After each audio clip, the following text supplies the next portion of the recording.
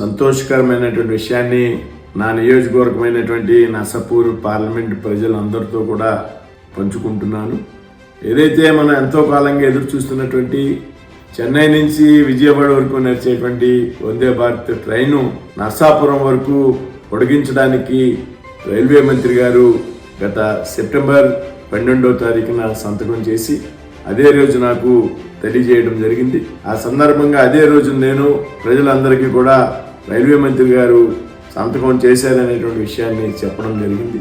ఆ తరువాత టెక్నికాలిటీస్ పూర్తి చేసుకుని ట్రాఫిక్ని క్రమబద్ధీకరించుకుని దక్షిణ రైల్వే దక్షిణ మధ్య రైల్వే కూడా చక్కటి సమన్వయంతో పనిచేసి ఈ రోజుని అంటే 6వ తారీఖుని రాతపూర్వకమైనటువంటి ఉత్తర్వుల్ని ఇవ్వడం జరిగింది.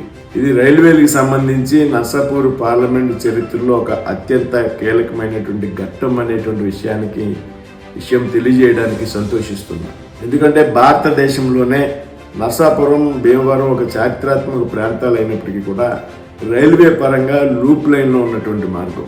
అయితే భారతదేశ చరిత్రలోనే ఒక లూప్ లైన్లో ఉన్నటువంటి లైన్లో వందే భారత్ ట్రైన్ని ప్రవేశపెట్టడం అనేది మొట్టమొదటిసారిగా జరిగింది. ఈ విషయాన్ని సాక్షాత్తు రైల్వే మంత్రి గారే నాకు చెప్పడం జరిగింది. ఇది రాబోయేటువంటి వారం రోజుల్లో ఒక మంచి ముహూర్తాన్ని చూసి రైల్వే అధికారులతో సంప్రదించి అందరూ సమన్వయం చేసుకుని నర్సాపురం రాబోతూ ఉంది. ఈ సందర్భంగా ప్రజలందరికీ కూడా శుభాకాంక్షలు తెలియజేస్తుంది.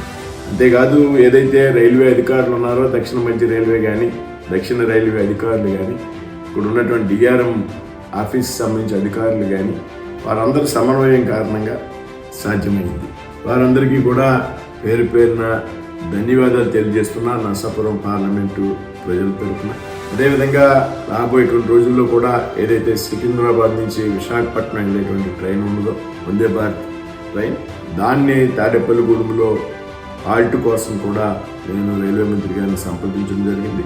రాబోయేటువంటి రోజుల్లో అది కూడా మంజూరు చేస్తారనేటువంటి విషయంలో చాలా ఆశాభావంతో ఉన్నాననేటువంటి విషయాన్ని తెలియజేస్తున్నాను. అదేవిధంగా అరుణాచలం ఎట్టేటువంటి ట్రైన్ ఏదైతే 3 నెలలు ప్రయోగాత్మకంగా మంజూరు చేసినటువంటి ట్రైన్ ఏదైతే ఉందో దాన్ని రెగ్యులర్గా చేయడానికి కూడా మనం ప్రయత్నం చేయడం, దానికి రైల్వే శాఖ అనుమతినివ్వడం కూడా జరిగింది. అదేవిధంగా రాబోయేటువంటి రోజుల్లో పెండింగ్లో ఉన్నటువంటి అనేక రైల్వే ప్రాజెక్టుల విషయంలో ముందుకు వెళ్తామనేటువంటి విషయాన్ని నర్సాపూర్ పార్లమెంట్ ప్రజలందరికీ కూడా తెలియజేస్తున్నాను.